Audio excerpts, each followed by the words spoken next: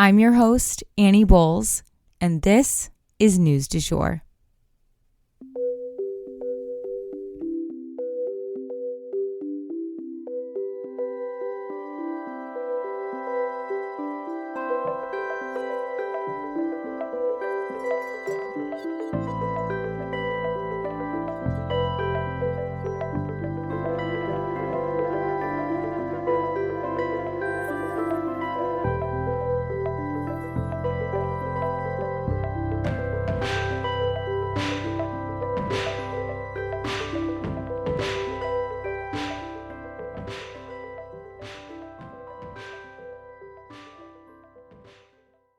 Hey everyone, and welcome back to the News du Jour, a calmer space to consume the news. Happy Monday. I feel like today was the biggest day of news, and it's like none of it was like earth-shattering like the news story of today, but there were so many smaller stories I wanted to tell you guys about, and I'm going to say not even half of them made it into the issue or the episode. And so tomorrow's episode is also going to be stacked. I can tell you that right now. Today's episode, totally stacked. Let's jump into it. But first, we're going to start with a whole bunch of reminders for this week. It's set to be a busy news week. Let's jump into that first. So first up, the second Republican debate is this Wednesday at 8 p.m. Central Time. I will be watching for us and I will report back. If you're not the type of person who likes to watch debates, or even if you do, but you're like, what am I even looking at? What am I even seeing? I'll break down what I thought was significant, and maybe it adds something to your interpretation. Maybe it doesn't. Or if you're just, again, someone who does not want to tune into something like that, I will make sure that you don't miss anything. Also, as of now, Trump will not be participating in this second round of debates either. And then the second reminder, there are four, guys. But the second reminder is that the House Oversight Committee will begin its impeachment inquiry into President Biden this Thursday. So that is also major. That is also going on. And then the deadline for Congress to find a way to compromise on a budget is this Saturday. So if they don't meet that deadline, the U.S. government will shut down. So lots going on here. And then the last thing I wanted to tell you guys was just that I would appreciate it if you would share this episode with someone who needs to know about these news stories. Maybe they need those reminders we just had, who may not know all of these things are going on. Please think about sharing it with somebody who, is stressed out by the normal news, who doesn't have time to keep up with it, for whom this podcast would be a great fit. I appreciate absolutely everyone who shares this with someone they know and love, or on social media where they reach more people. I just can't say thank you enough, because that is how our show is growing organically. And I believe that there's tons more people out there who need a calmer space to consume the news, and you guys are going to help me reach them. So thank you. And then to jump into the actual news for the day, we have 3 mini stories, and then we are going to go over a ton of different climate related stories. There are so many, but they're all climate centered. So I thought let's just knock all those out all together. And then we have a very happy, feel good story to end off on. Let's get into it. So first up, Drew Barrymore was dropped, you guys, from her duties as the Master of Ceremonies at the National Book Awards. This is directly due to her involvement, or lack thereof, in the writers' strike. The National Book Awards decided to stand with writers, and that meant dropping Drew. And speaking of the Hollywood writer's strike, as our second mini story, unions representing the writers have finally sat back down at the table with the production studios at this time, and the bigwigs joined them. Executives are now taking time out of their busy schedules to actually address this issue. Finally, this is the 5th month of this strike, and it looks like the writers are ready to really stand their ground, and they have their heels dug in. And speaking of heels dug in case you were wondering, The auto workers strike did expand due to the fact that the production companies were not playing ball this past Friday. That was their threat. They said, we're going to expand this strike if you guys don't start, coming to the table more. And they made good on that threat. The strike now involves more plants, and they are also threatening distribution centers as well. So stay tuned on these very important strikes. And now we'll head into our climate stories. So first and foremost, sweet Ophelia, or not so sweet, actually. This post-tropical cyclone, yes, that's a thing, has been hammering the DC area up through New York City, that sort of swath of the country. Essentially, the East Coast has been seeing heavy rainfall and could stand to see localized flash flooding, which can be very dangerous, especially in urban settings. As we know, when it floods in a place like New York, a lot of people live underground, so it can be incredibly dangerous. Rip currents, large waves, and rough water generally are also anticipated by weather experts basically into the beginning of the week, all throughout the East Coast due to this storm. Lots of people also lost power over the weekend in this area, but largely it's been restored. For our next climate story, China and the US do not make the cut.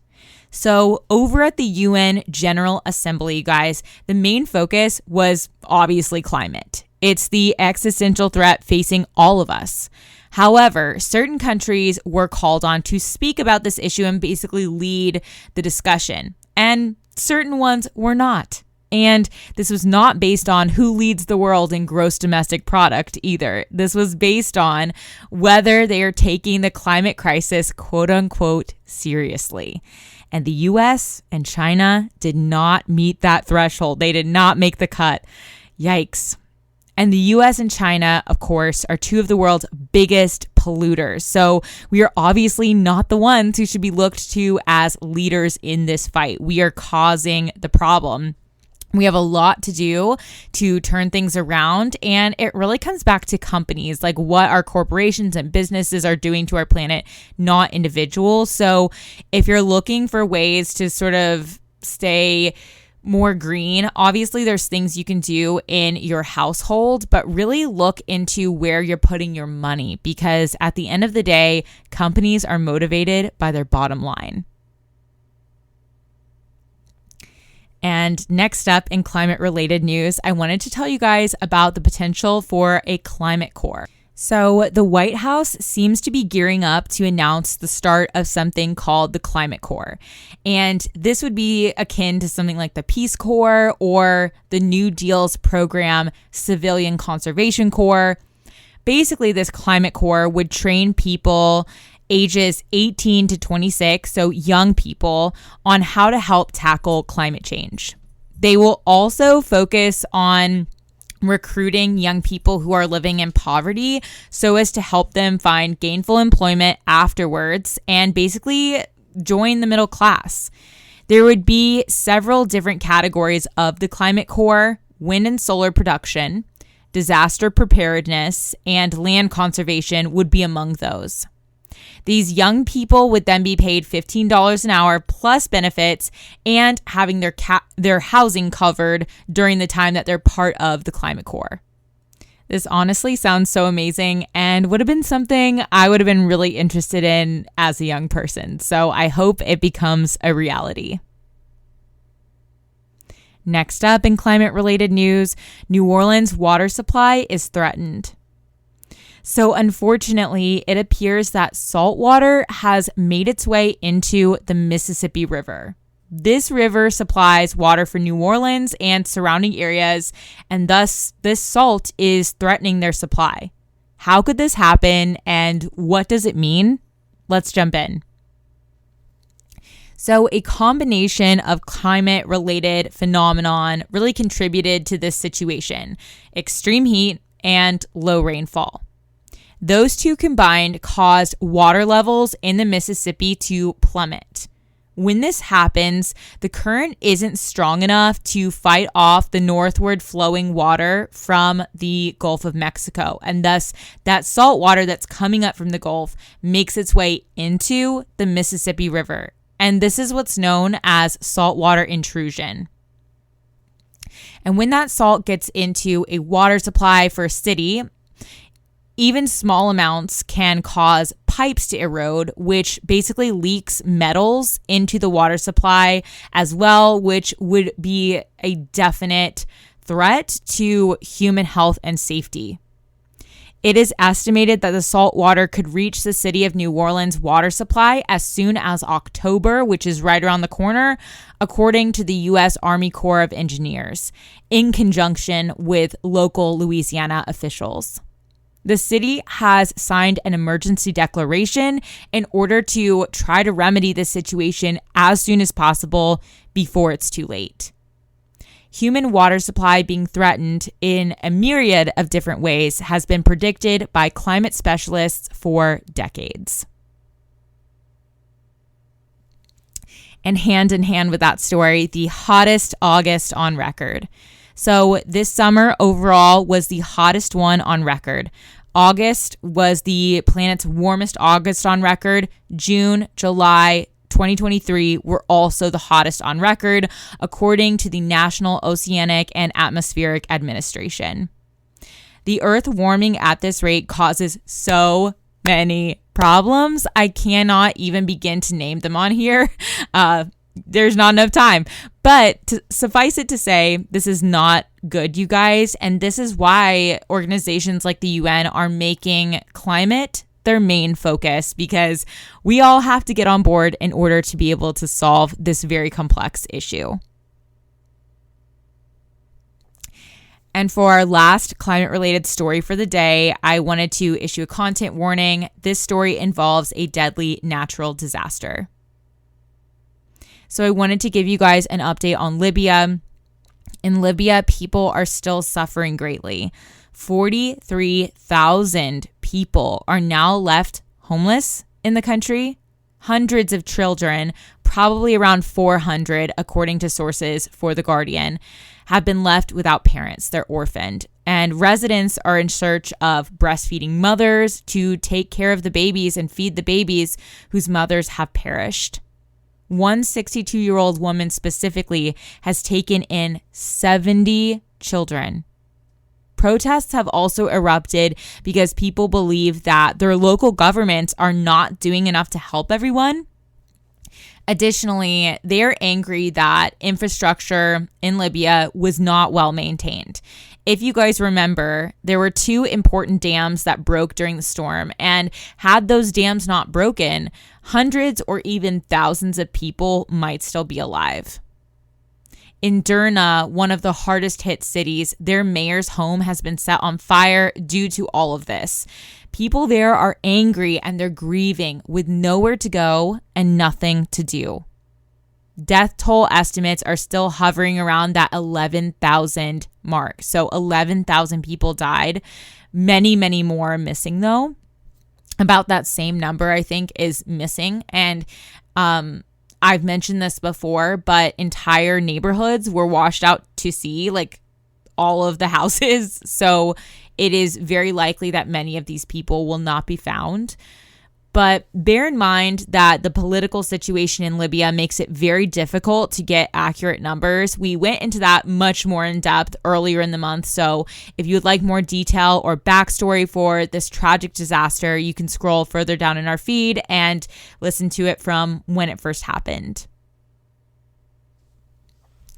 For our final story today, though, I think I'm going to go a bit over time. I apologize, but I have to tell you guys this one. We have to end off on a positive note after all the climate news. So they got him to the Beehive, guys. This story really warmed my heart as a huge Beyonce fan. I'm not even a bit surprised at the quality of her fans. Basically, a young man with Beyonce tickets was eagerly boarding his flight to Seattle to see the Queen Bee perform. He had no doubt spent a pretty penny on those tickets, but once he got to the gate at the airport, his excitement was dashed. The airline said that they could not accommodate his electric wheelchair because it was 4 inches too tall.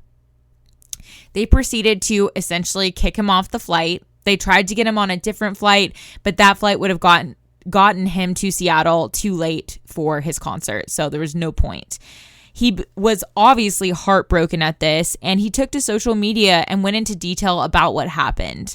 But don't you worry, the Beehive got on it, you guys. They posted his story, tagging Beyonce and her management company over and over and over again to see who, if anyone, could help him. And it worked.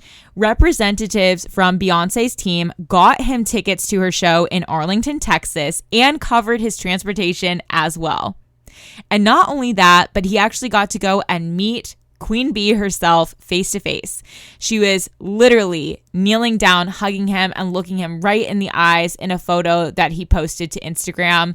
I think it's important to note, though, that when he did talk about the flight situation on his Instagram, he made it clear that he did not solely blame this airlines for what happened, but rather a society that has been built for abled bodies and not disabled ones. And boy, do I hear that. As someone who has faced discrimination in the workplace myself, as well as barriers to what I can and cannot do due to a chronic illness, I 1000% feel this with him. And it is so heartwarming to see how people rallied around him. And I hope this story is something that helps to open people's eyes, because that is the only way we start to evolve. And that is the news du jour. Today, I wanted to leave you guys with the quote, "Good health is not something we can buy, and yet it is the world's greatest treasure." Good health is not something we can buy, and yet it is the world's greatest treasure. If you enjoyed this episode, please subscribe on whatever podcast platform you use to listen. A rate and review or shout out on social media would mean the world to us and help us keep creating the news du jour, as well as reach more people who need a calmer space to consume the news. But the best way to support all of our work is to become a patron at www.patreon.com/sugarfreemedia. You can also follow us on social media at newsdujour.podcast on both Instagram and TikTok. You can follow my personal account at It's Annie Bowles on both those platforms as well. Any little noises you may hear in the background are my rescue pup, who has a little separation anxiety and always records with me. We appreciate you listening and look forward to telling you about the news again next time on News du Jour. Broadcasting from Oklahoma.